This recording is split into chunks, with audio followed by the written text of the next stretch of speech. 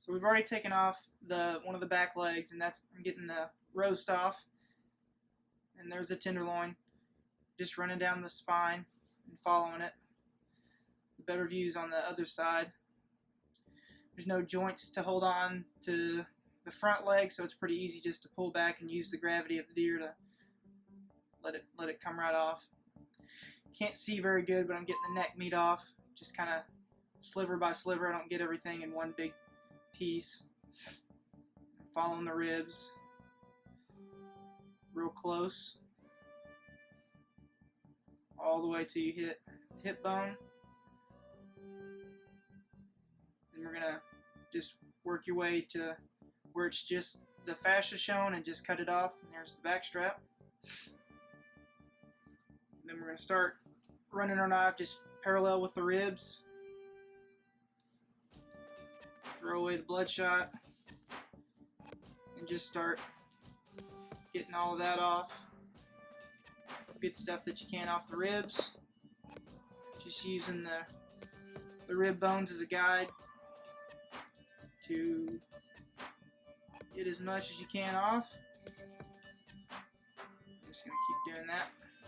This is our first video doing this, so I'm kind of nervous, and I think I'm going too fast for a tutorial video, but this is the better side. So I'm using the gravity of the deer to hold and pushing against it, and there's just the socket just pops right out. It's going to take a couple goes to get that down. There's the flank.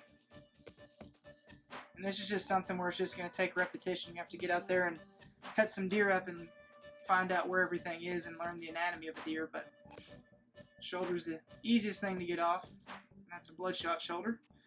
I'll show you how to clean those up in a later video. Get all the bloodshot off you can. Get it out of your way. If there's anything that you can save, leave it on the table. If not, get it out of your way so it's not getting blood everywhere. It's the same thing. I'm just following the bones. There's ridges on the neck, and that's why I do strips, because you just can't cut big chunks out. Some people take all the neck meat off at one time, or some people saw them off and use them as bone-in roast. It's up to you what you want to do. We use it for burger. Getting trim off the neck, trying to get as much as possible.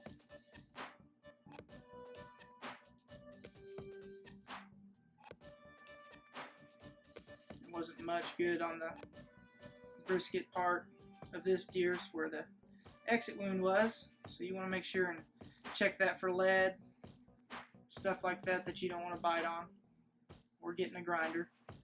And it's the same thing. I'm going to be following the ribs. You're just going to fillet it like you're filleting a fish, and just keep doing that until you see some white and you've gotten far enough. So I'm cutting down the hip bone. There's the little rump roast. You can leave that on the ham if you want to. I don't. Now, just going to follow. There's a flat, nice bone to follow all the way down to the neck to get the back strap off. It's just going to take a couple goes to get the swing of it, but you can see how I work my way down until there's nothing but some fascia to cut, and it's a done deal. More bloodshot. I might try to get some meat off of. And then this is just a bunch of nitpicky stuff. You can get some rib meat out. I mean, if you shoot it in the ribs, a lot of times the other side is going to be bloodshot. If you shoot it in the stomach, a lot of times it's going to have some nasty stuff on there, so I tend to leave the rib meat in if it's got some stomach juice on there, because that's just not what I want to feed people or what I want to eat. But filleting the ribs off is pretty self-explanatory. You just follow what nature gave you, and that's kind of like everything else. There's bones there, so you can't really screw this up. I mean, you're going to hit a bone, and you have to try again. So biggest thing is repetition, just getting out there and cutting deer. Try, tag out or cut your friend's deer, and eventually you're going to start figuring out how the lay of the land is on it, and get a lot better, quicker, and more efficient with getting everything cleaned up. So I've just got everything scattered on the table, leftovers, and we're going to go back through in a later video. We're going to show you how to debone the quarters and get that separated out.